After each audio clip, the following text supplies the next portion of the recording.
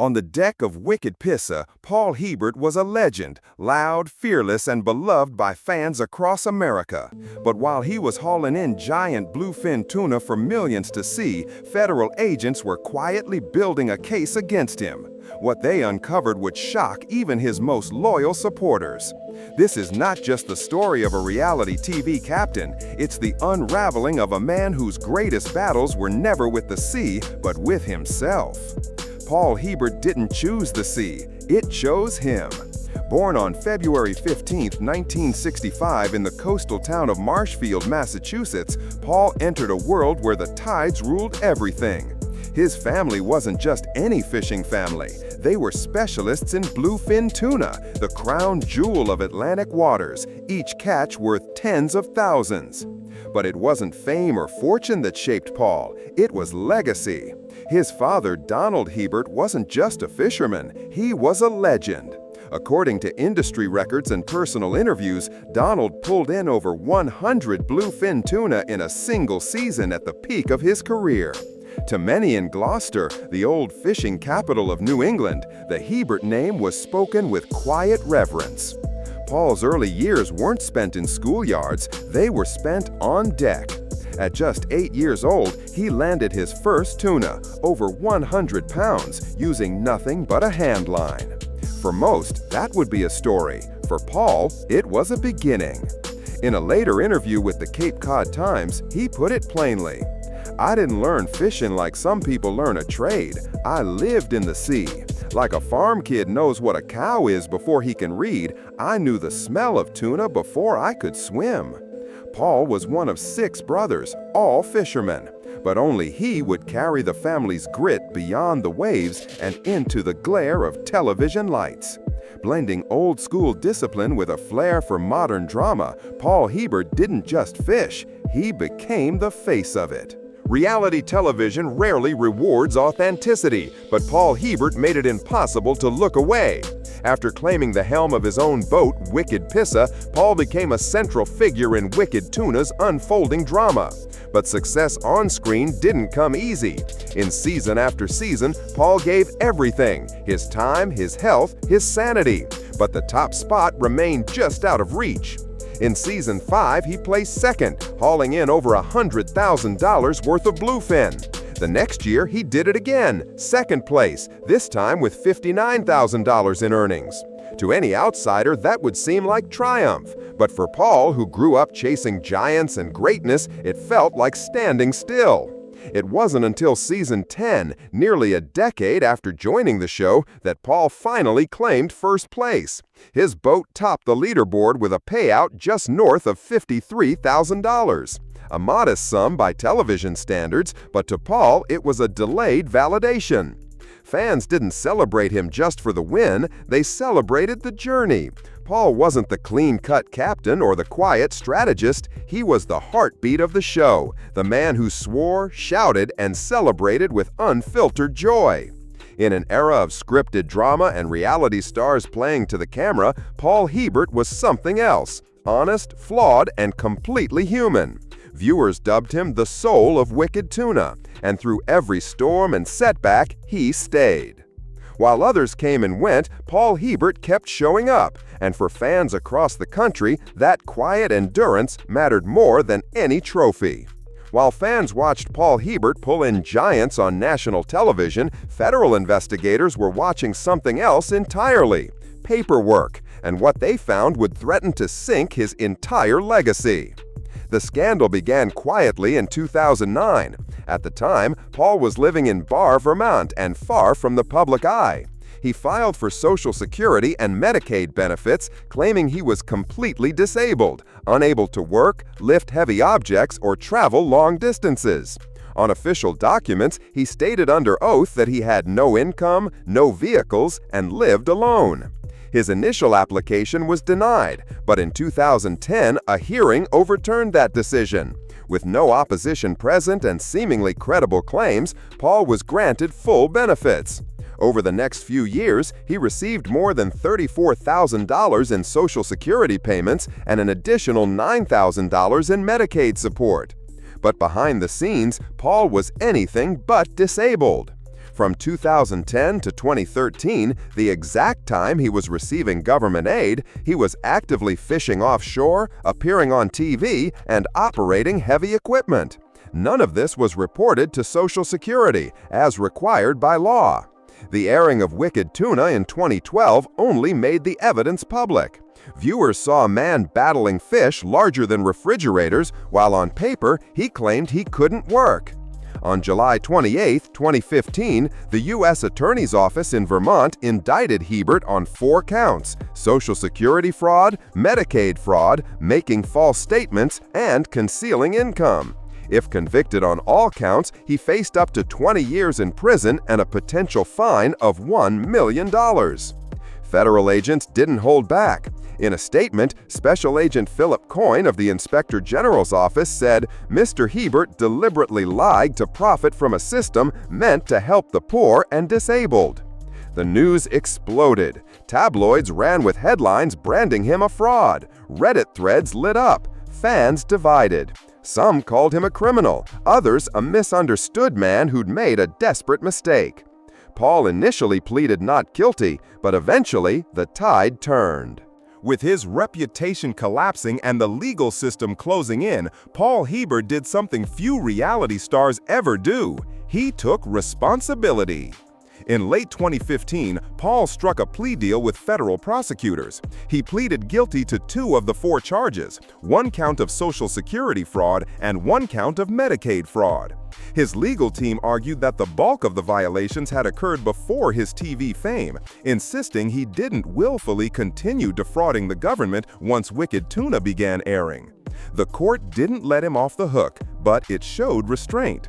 On June 8, 2016, in a Burlington, Vermont courtroom, Paul was sentenced to 4 years of probation. He avoided prison time but was fined $5,000 and ordered to repay over $53,000 in improperly collected benefits. According to court records, Paul had already repaid the full amount before the verdict, a gesture the judge acknowledged as a mitigating factor.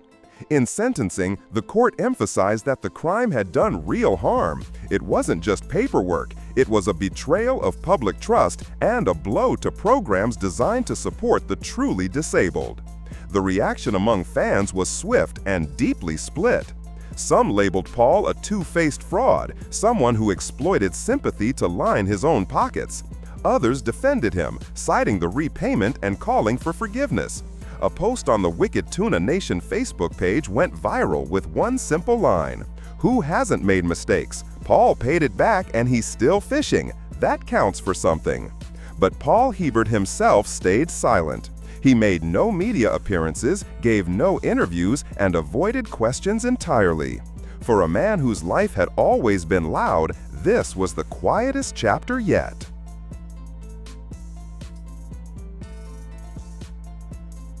For all that Paul Hebert endured, federal indictments, public scrutiny, personal fallout, nothing cut deeper than the one storm he couldn't outrun: the death of his father.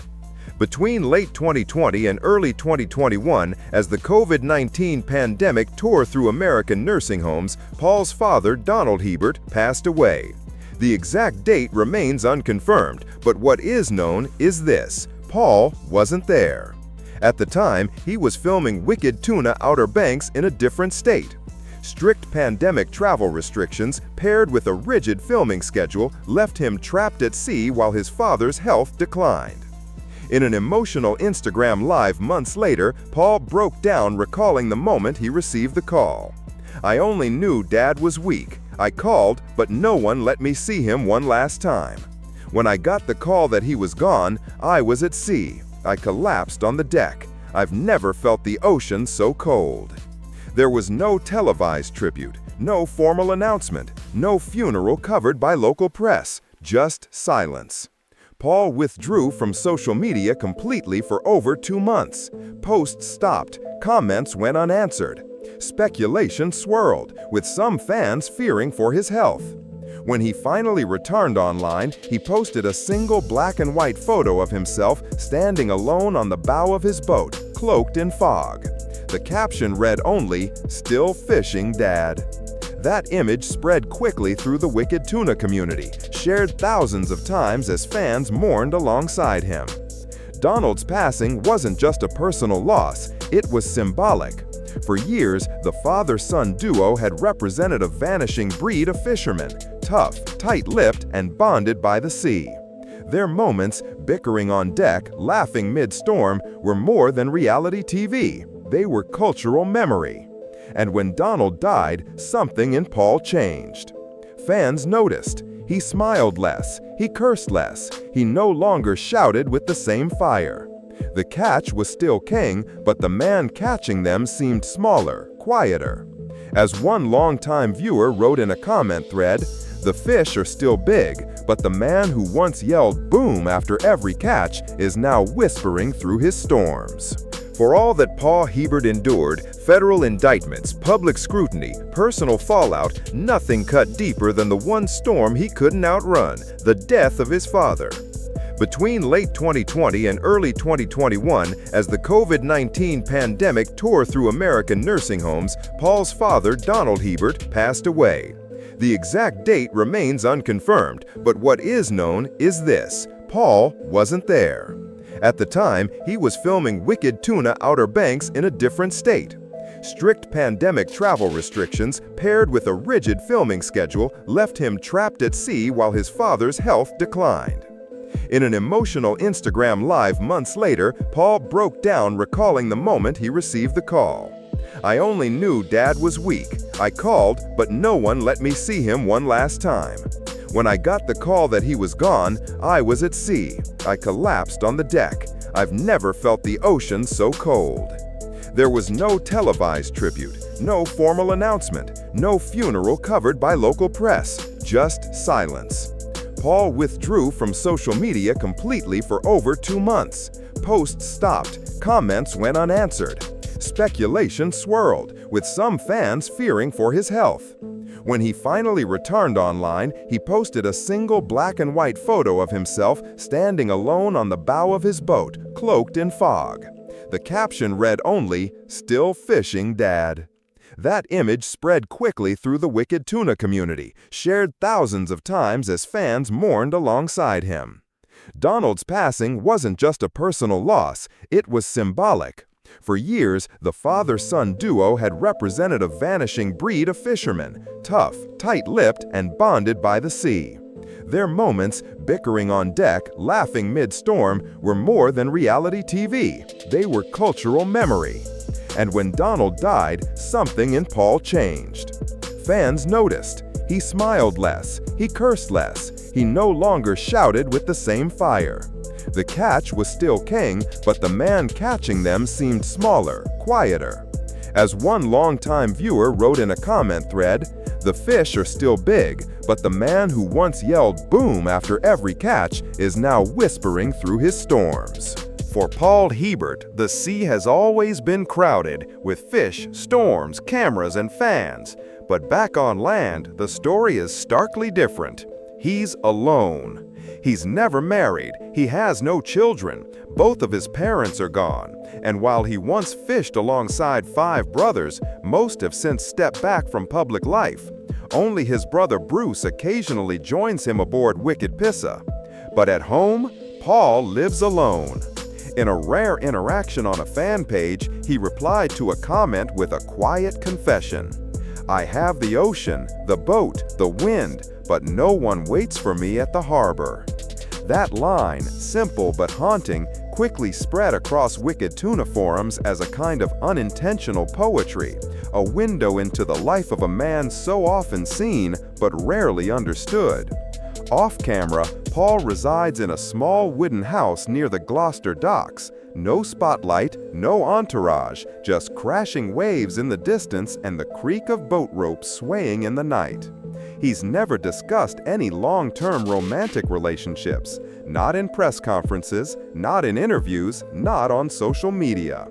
A friend in the fishing industry once told Cape Cod Current, "Paul has acquaintances everywhere, but very few people actually know him. When his father died, he didn't cry in front of anyone. He just quietly went to sea." Since 2022, Paul has skipped public events and avoided fan engagement. His presence on both television and the internet has grown colder. No more live streams, no more laughs, just silent images of giant fish and short captions like, "Caught a 450-pounder today." A longtime viewer summed it up best. He used to be loud, wild, alive. Now it's like he's become part of the ocean, still moving but no longer speaking. The silence isn't theatrical, it's real. It's what remains after the noise fades, the lawsuits end, the loved ones are gone, and a man is left to measure life by the tide, not by applause. At age 60, Paul Hebert hasn't stopped. He hasn't retired. He hasn't vanished. He's still selling. As of early 2025, Paul remains the captain of Wicked Pissa, continuing his role in Wicked Tuna and its spin-off Wicked Tuna Outer Banks. He appears on screen regularly but no longer commands the spotlight. His presence is subdued, consistent, like the rhythm of waves he's known all his life. According to the show's official Facebook page, Paul features in season 14.